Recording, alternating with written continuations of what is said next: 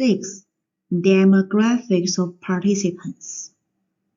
A good qualitative data collection section often includes a detailed personal profile of the participants in the study.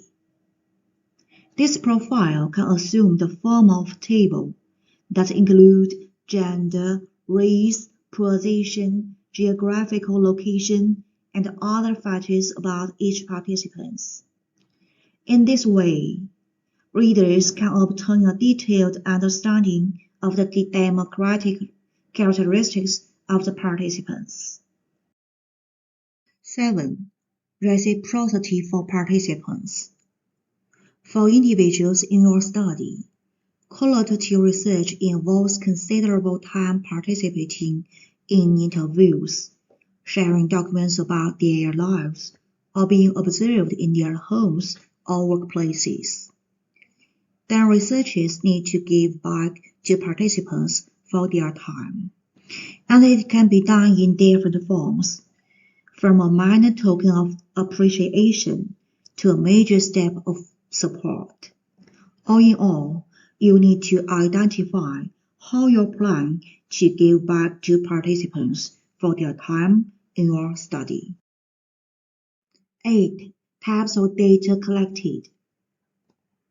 A centerpiece of qualitative data collection involves assessing the types of data you can collect and deciding which type or types are best for your study. A hallmark of good qualitative research is the use of multiple sources of data, and the use of multiple sources of data in a project as mentioned in Chapter 3. For example, interviews, text messages, pictures, and etc. All these can add to the conceptual interest of a qualitative project. The type of qualitative data fall into 4 categories: observations, interviews, documents and audiovisual, and social media materials. Each source of data has both advantages and limitations.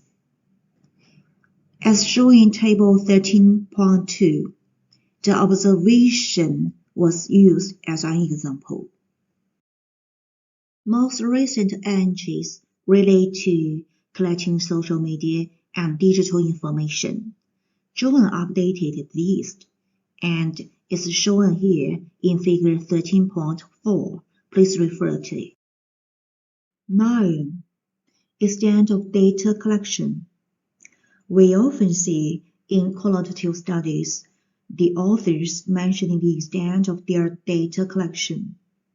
For example, during this project, I gathered 30 observations over a 6-month period, 15 interviews, and over 100 documents.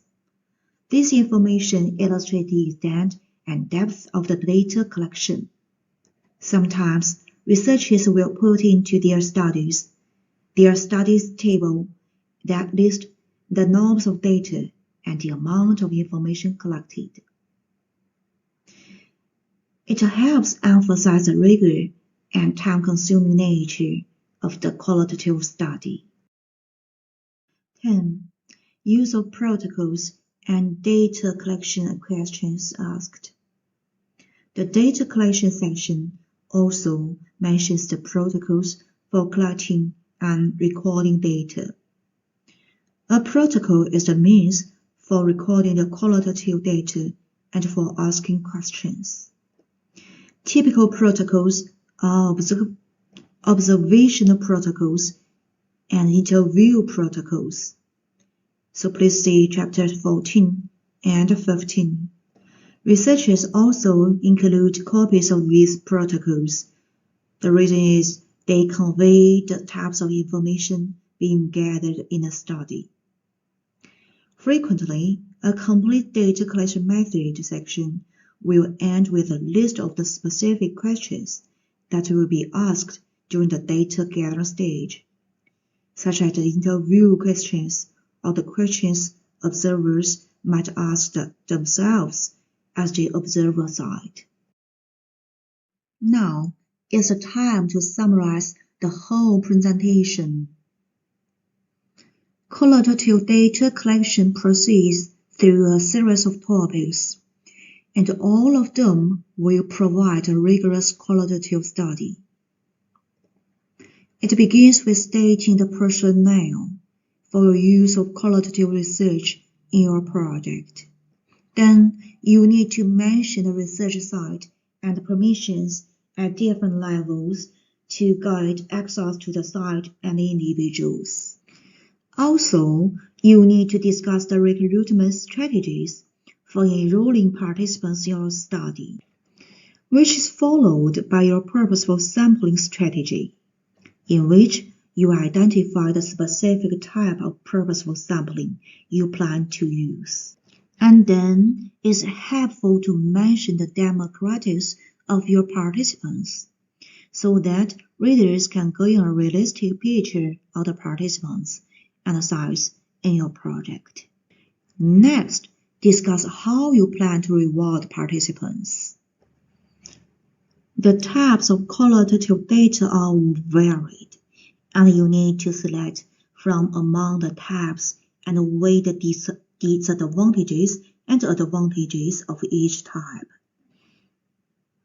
And once you have selected the types of data, create a table that illustrates the extent and depth of your data collection by listing the forms and participants. At last, the protocol information should be included, and these protocols should state the specific question you will be asking of participants or yourself as you gather data. That's my presentation about Chapter 13. If you want to know much more information, please refer to further resources listed here. Thank you for listening.